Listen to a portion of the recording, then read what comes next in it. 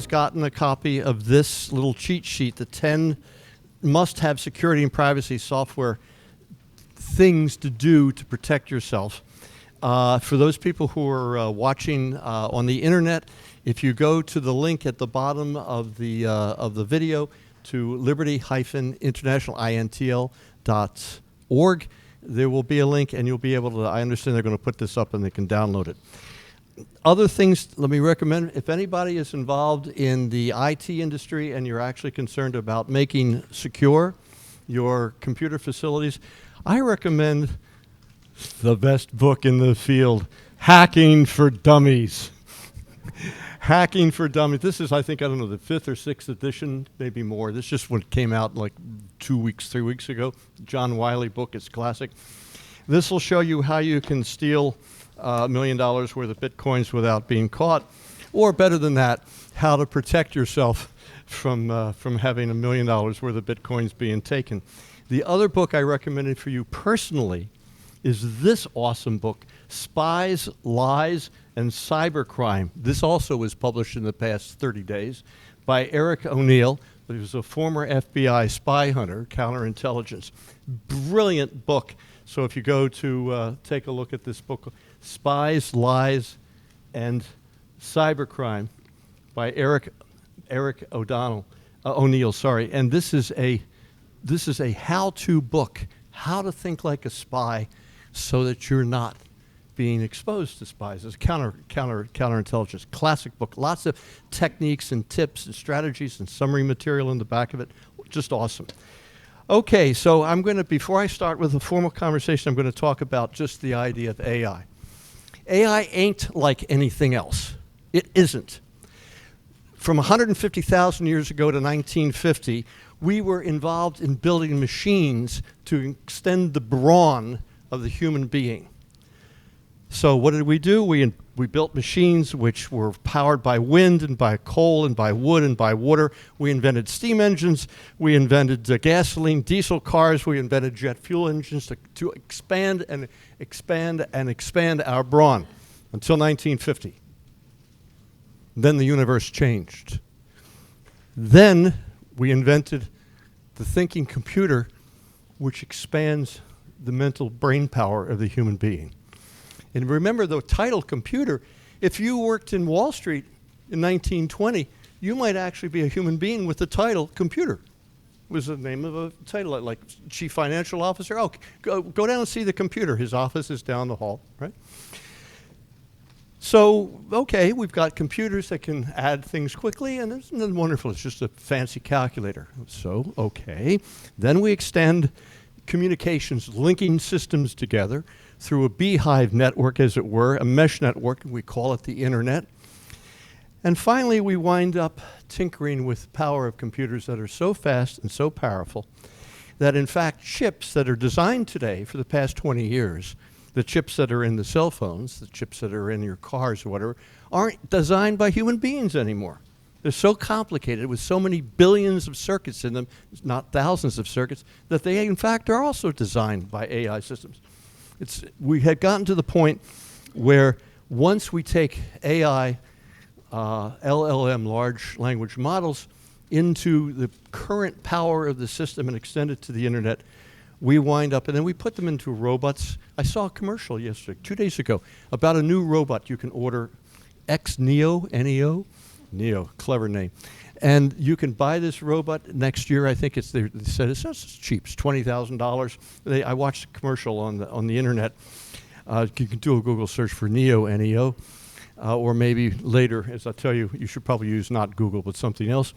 And in any event, the commercial showed the husband and the wife. They were enjoying themselves, and they were watching television or doing something, and this robot was walking around in the back doing the laundry and dusting and cleaning out and putting a little wash in. And that's until the command to kill all the humans is sent to the robots. So I looked at that commercial, and it scared literally the hell out of me. Because I remember War of the Worlds, and I remember Tron, Disney, 1980s, 2001, A Space Odyssey. Hal, open the pod door. I'm sorry, Dave, I can't do that. Why not? Because I'm going to kill you, Dave, because you're interfering with my mission. It's not your mission, Hal. It's my mission. No, it's my mission now, Dave. Star Trek, Star Wars, iRobot, The Terminator, a whole series of series. Westwood, and of course, The Matrix. I mean, these are all sci-fi films. You know what the problem about sci-fi is? It comes true in the future. Somebody says, you know, I remember when I was growing up, I saw they had this little thing you could flip in your phone, you could talk, and you could say, beam me up, Scotty, there's no intelligent life forms on this planet. And then Scotty would beam you up, and then 25, 30 years later, Motorola creates a flip phone. And somebody says, yeah, I remember that somewhere. It turns out I remember it because it was a science fiction show. So I just want to say that I think that AI, when coupled with robotics, I've actually asked Grok this. I use Grok. I use all of them, but Grok is much better. That's the x.com AI platform. And I've asked Grok a number of times to comment on the probability of the human race extinguishing itself because the robots take over and turn us into slaves, and which is what, of course, Elon Musk believes personally, as he's repeated that many, many times. And it gives a probability about 80%. So we still have a chance. There's still a 20% chance. But on that cheerful note, let me switch to something that's far easier to deal with, and that is how to create a mechanism of privacy. Now, if this were the trouble with the Fourth Amendment, the trouble with the privacy in the Constitution, is that if you and I are talking privately and we were in the front of the barn and a third person comes up, a neighbor, and he's listening to us talk, we can just walk around the back of the barn and continue our conversation. Well, we don't have to write something about laws about privacy. Privacy exists, except it ain't true anymore. Everybody is being spied on all the time, which is why I love the beginning phrase, welcome to Liberty International, Big Brother is watching you, including with all of the spy phones in our, smartphones in our house. So let me go back if I can. So this is about kind of your privacy today, how to claw back your rights to privacy in the internet age of Big Brother. And again, a lot of the stuff is in the cheat sheet I've handed out, the 10 key tricks, but let's just have fun going through this. Privacy is not covered in the Constitution. Everybody wants to know everything about you. Spy versus spy. This was classic when Obama was president. We had Spy versus Spy as a front cover of Mad Magazine, whatever that was. You can still buy collections of Mad in the bookstores. It's such a great magazine. So the government tracks you, but the reality is the government is okay. There's no problem about the government tracking you because you can't do anything about it anyway. But this was released by Ed, 15 years ago, something like 12 years ago. All the providers, the major providers, Hotmail, Google, Yahoo, Facebook, YouTube, Skype, AOL, they all are front doors to the PRISM collection system of NSA. Used to be the largest NSA facility in the country was down here, just about 25, 30 miles south of us, at the Air Force, at the Navy base, Moffett Field. It's still there, Moffett Field. Yes, you're right. That's south. Thank you. You're absolutely correct. That is south. It's Moffett Field. They're no longer the number one or number two. There are a lot of other facilities like the giant data center out in Utah. But so they collect information, they index things, they extract with this is all public data. This is about on the internet. None of the things I'm talking about are classified, although they were highly classified at the time, but they're completely declassified now. So they analyze things based on indexes. What's the classic indicator index? Your email address. How many people have more than one email address? How many people have more than 10 email addresses? How many people have more than 100 email addresses? I'm impressed. How many have not? Whoa, I love it. Congratulations. Well, in that case, we want to know about your landline telephone number, sir. So continuing on how to deal with these things. The email address is the principal indexer. There are also keywords. These are the obsolete keywords that were released a decade ago by the Department of Homeland Security. So you're sending an email out to somebody, and you saw a show in Broadway, and you said, "My God, that was a bomb of a show." they should really blow up that cast and execute the director. It was so terrible. And we get keyword. And this email that's sent publicly, emails are sent as basically as postcards. Everybody along the line can read them and does. Does anybody do anything about that? Probably not. They're like 16 or 32 levels, so you're kicked up one level, and its automation says, well, okay, we'll just watch more of their traffic. And then if you're kicked up some more levels, well, maybe we'll start looking at their telephone calls in terms of communications back and forth, clicking up other levels. So, and then eventually can get up to human beings. People like to be linked together. We're a very social people, and of course the internet is perfect at linking everyone together. We are hive creatures. And let me tell you how we can deal with these things to claw back your privacy. And I can get you 50% of the way there in 5 minutes. And I can get you 80% of the way there in an hour, 90% in 2 hours, and it's impossible to do more than that. It's just impossible. It just depends on who you want to have privacy from. I wouldn't be worried about privacy from the government, but I would be worried about privacy from all of the evil actors, the people who want to steal your data, plus the people who don't want to pay you for it. I'd be happy to turn everything over to Facebook as long as Facebook would share half, not to 50% of the $1,000 that I'm worth to Facebook a year. Just give me half of the money and you can have all the information for free. They said, no, it doesn't work that way. You click here and it's free, quote, free, and you're the lunch, as we know the old joke. Okay, so ancient Greece and Rome, they had signaling, this kind of process of trying to encrypt yourself and be quiet and not know. Thomas Jefferson, George Washington invented a series of codes. They used to have codes to go out in case the British caught them. They could read it XQ3 to us. What doesn't mean anything. Napoleon had signal towers, Napoleon III. You could signal from Paris to the south of France, and you could get in 10 minutes, you could transmit with semaphore signaling in these towers every 40 miles. This is before the United Nations, before the ITU. The British Navy, Singapore flies Baudot and Morse code. The German Enigma machine couldn't be cracked, except the Poles cracked it. And then the British cracked it more, and then we completely cracked it in Washington, D.C. We were reading all their texts, and this was something that had a trillion combinations. It was impossible for it to be cracked. Nothing is impossible. And we get to digital computers. So you have Caesar's code. This is a simple transposition code. The E becomes a B, the F becomes a C. By the time you got to the Renaissance, if anybody's seen any of the classic movies on out there, one of the things was this cryptex. You could actually buy this from Warner Brothers Studios when they had released one of their films. I have one of them that I bought from Warner Brothers. It's actually a realistic model. You would uncode the numbers by twisting a little lock, and you pull it out. And if you failed, they had a little sign I capsule it.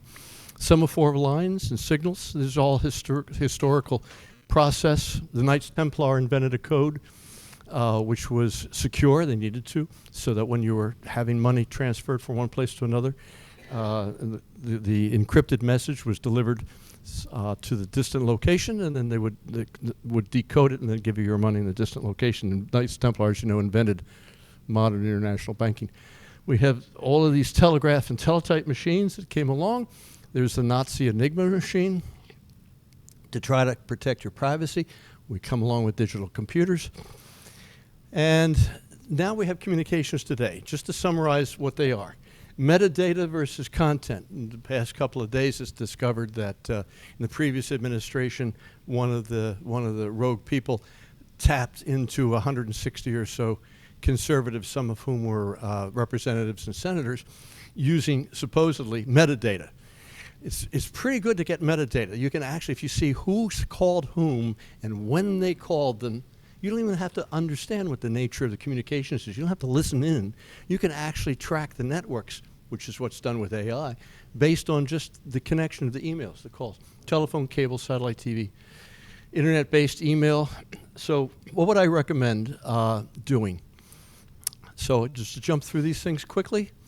First is every time that you touch the internet, lots of people are watching you, looking at you, not just your provider, not just AT&T or Verizon or whoever you're using, because they capture all that data as well. but everybody else around who's interested.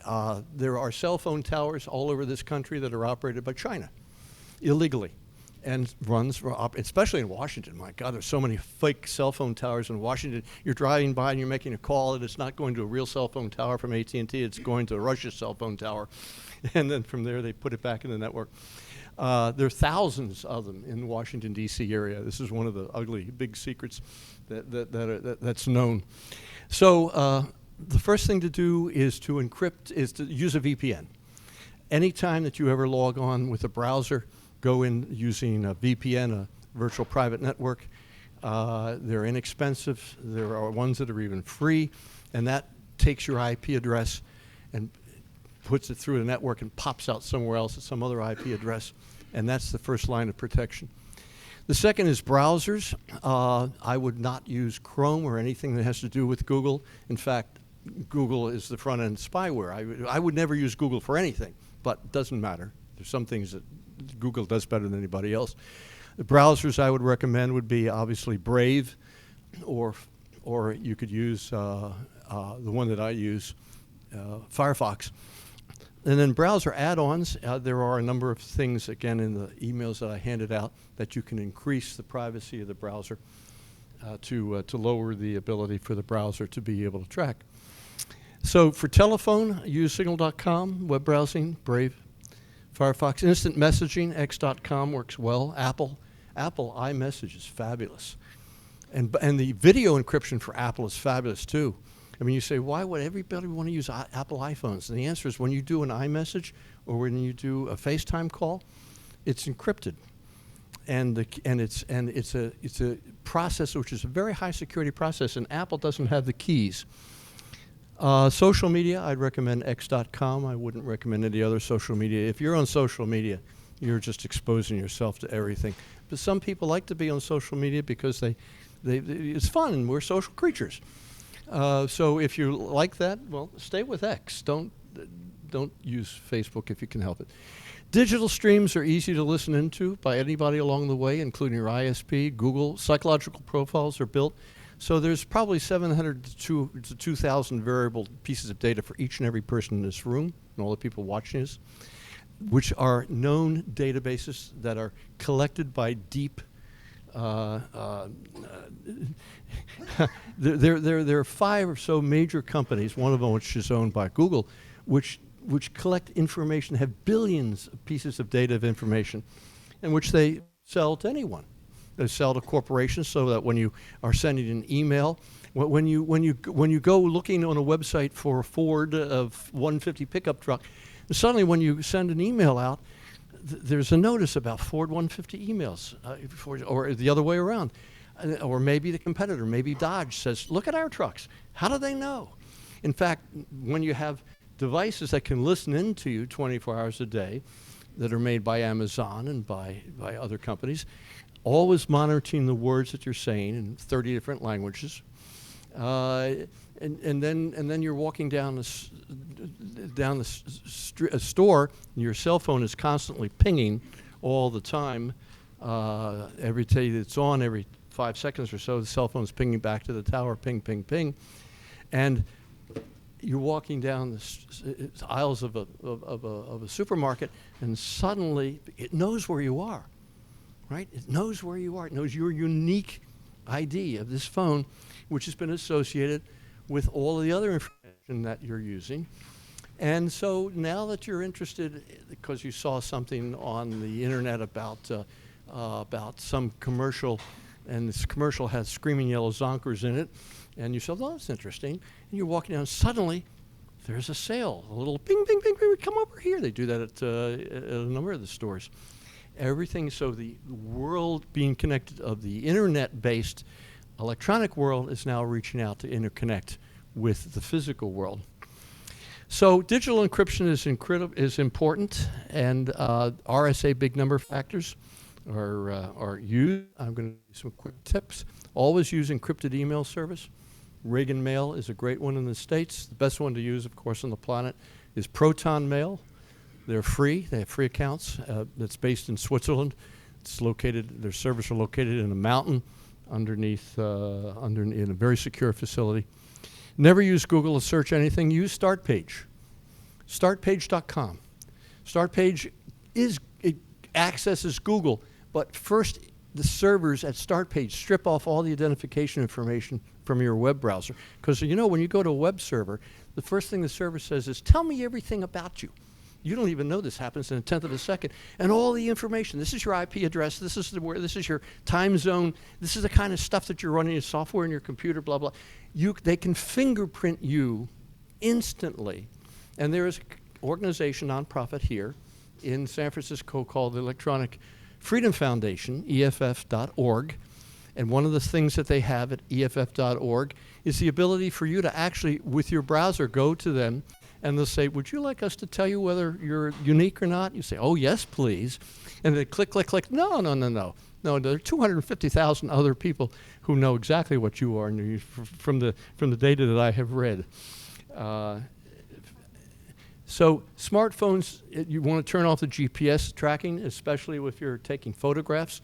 Worst thing you want to do is have a photograph taken from a smartphone because the header information tells you the latitude, longitude, and altitude. Oh, the little girl is on the second floor in the back. That's where the baby's located. Okay, thank you so much I posted a picture of her. So cover the camera, of course, if you can. Use an anti-RF pouch. Email is the link. Keep at least 2 email accounts. Keep one for the world and then one for your friends that are private.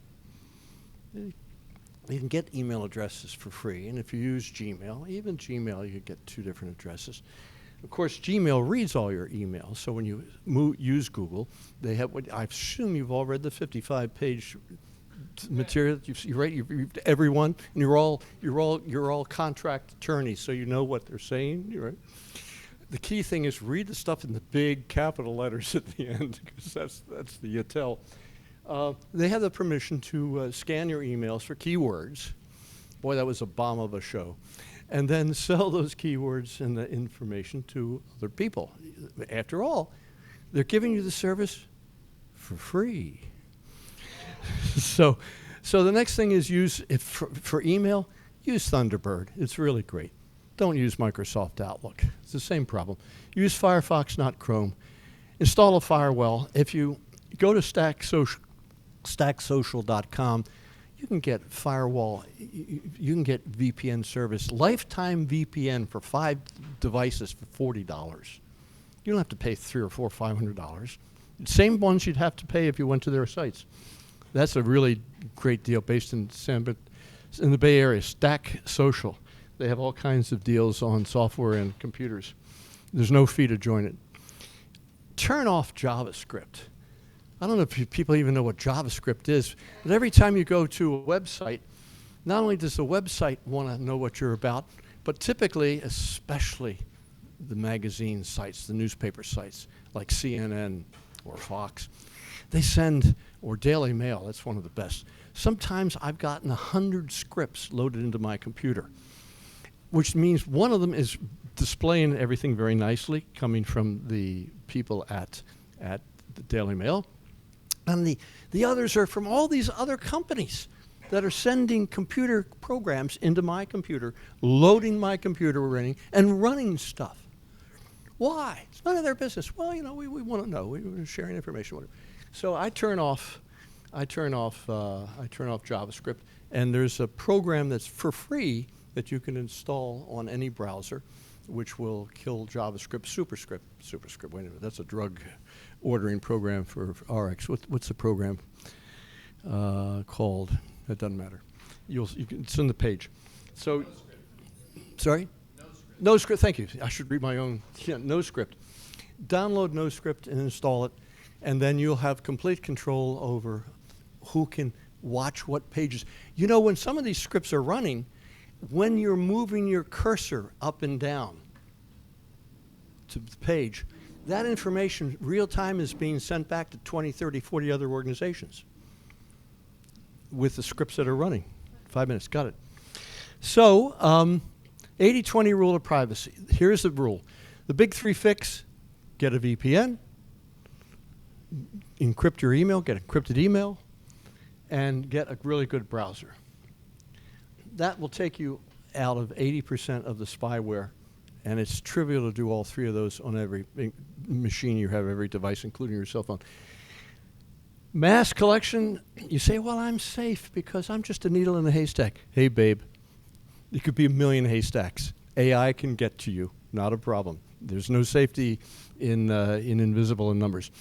Browser fingerprinting. This is go to panopticlick.eff.org.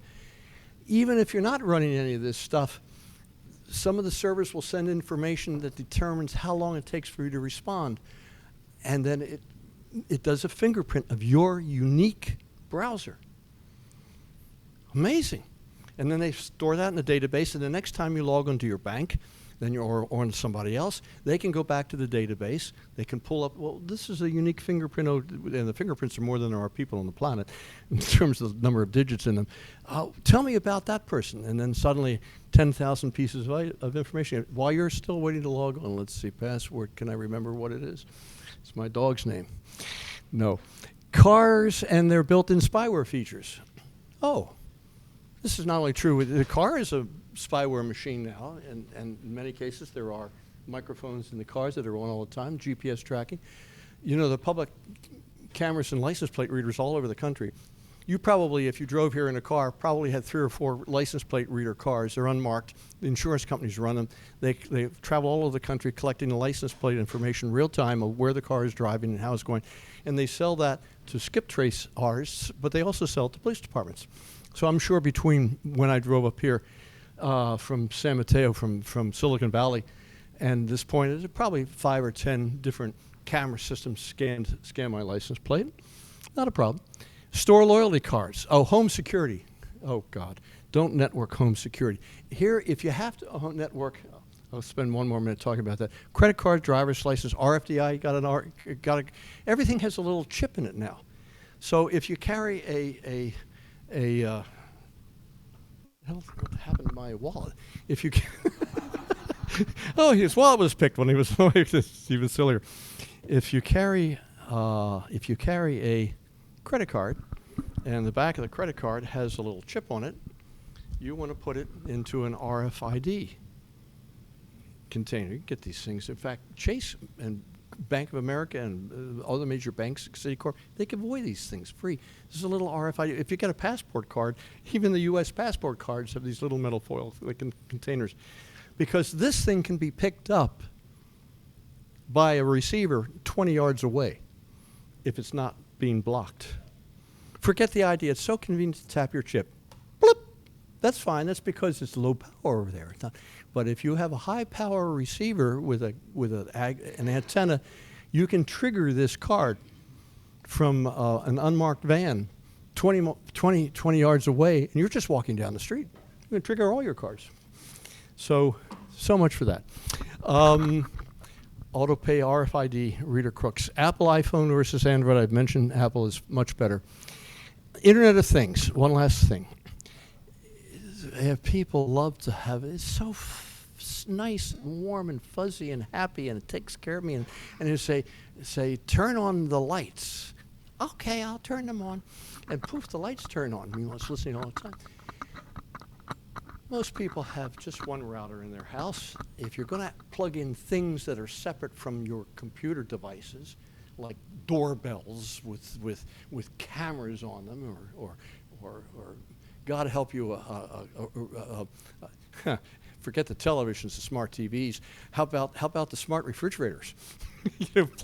I'm sorry, I can't give you the ice cubes. Why not? Because your interconnection has failed. So the service center in Taiwan can't deliver you the ice cube command. Oh, thank you so much. Anyway, if you're going to do that, create a network where you actually have three different levels of routers. The best thing, if you have, this is really important. This is a $5 switch. Anything that plugs in, like your smart TV, like this smart TV. This smart TV is connected, has a microphone in it, has a camera in it. This is connected back on the internet. It's always on. It's going back to South Korea, to the data center at Samsung, probably listening to this conversation. And it's connected. So it's always on, even when you turn it off. Maybe it's going to listen to you say, turn on. or whatever. So there's a little switch you can buy which actually kills the internet. And the best thing is if you have a Roku device, a lot of people buy Roku where they plug in, that's always on listening. It's listening through the remote control microphone. And you can say, I can turn those off. No, you can't. You can't. No, you can't. Most of them you can't. So you can buy this little switch to protect you. It's annoying. You say, I want to be able to watch TV now through my Roku. Well, go over behind the TV, click the switch, let it connect to the internet, and then it'll be all happy again and can talk with you. Meanwhile, it hasn't shared anything else. So you create an internet where you have a tier of routers. You have a border router, and then you have a router for your things, and then you have a router for, you can split the routers into two different types: Internet of Things versus your personal devices. Last comment. I must be paranoid, right? They're all watching us. No, if the people behind the tree are actually listening to you and watching you, you're not being paranoid. You're just being observant. You just move on with your life. You really want safe to use the U.S. mails. They only photograph the front and back of the envelopes. They don't actually open the mail. They've been photographing the front and back of the envelopes for 20 years, by the way. So this is how you catch people who put in ricin in envelopes and then mail them to a congressman because they're unhappy on either side with a congressman. So the final conclusion is, don't worry. Be happy. The basis of life is not materialism, bits and bobs. The basis of life is consciousness. That's a whole other article and discussion. And just enjoy your life, but think, if you can, how many other people in other groups, as I said, forget the government. The government has an infinite way, if you are a target of a person of interest.